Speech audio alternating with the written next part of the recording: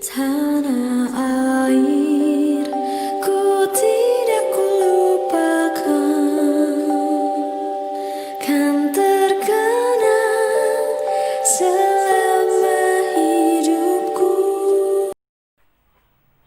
Assalamualaikum warahmatullahi wabarakatuh. Hai semuanya, perkenalkan saya Nur Amelia, mahasiswi baru jurusan Manajemen Fakultas Ekonomi dan Bisnis UIN Syarif Hidayatullah Jakarta. Kali ini saya akan membahas tentang investasi yang tepat saat pandemi COVID-19.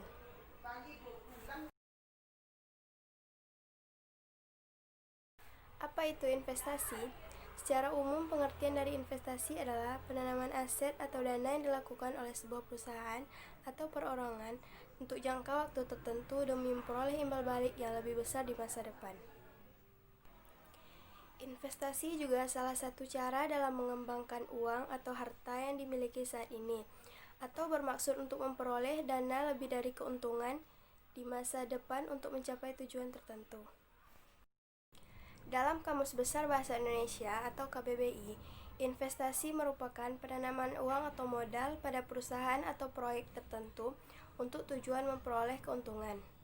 Dapat diartikan sebagai meluangkan atau memanfaatkan waktu, uang, atau tenaga demi keuntungan atau manfaat pada masa datang.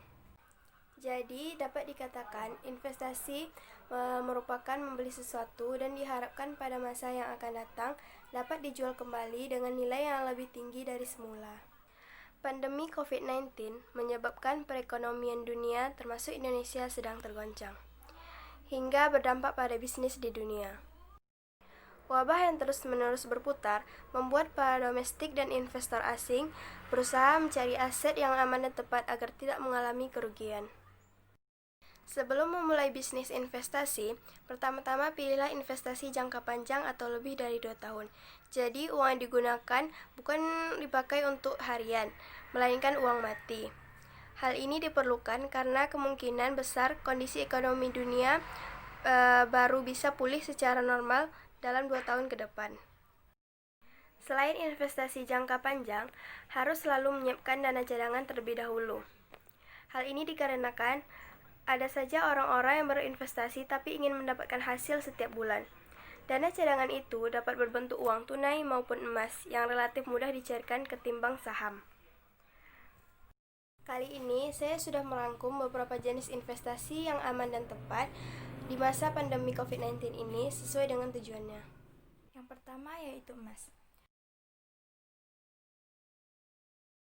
Meskipun dunia tengah dilanda wabah pandemi ini, namun nilai emas cenderung stabil.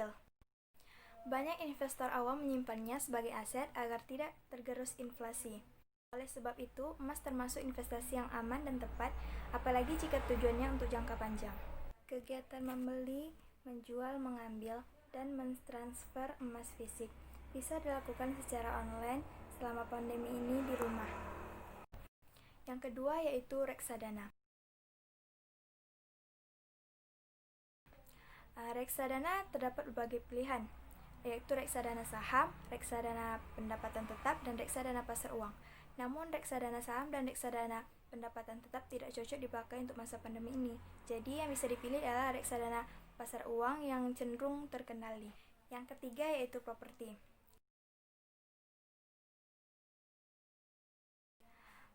Meskipun saat ini gaya hidup masyarakat cenderung konsumtif dan boros, namun ternyata banyak yang menyisihkan pendapatan mereka untuk membeli properti dengan jenis yang sederhana.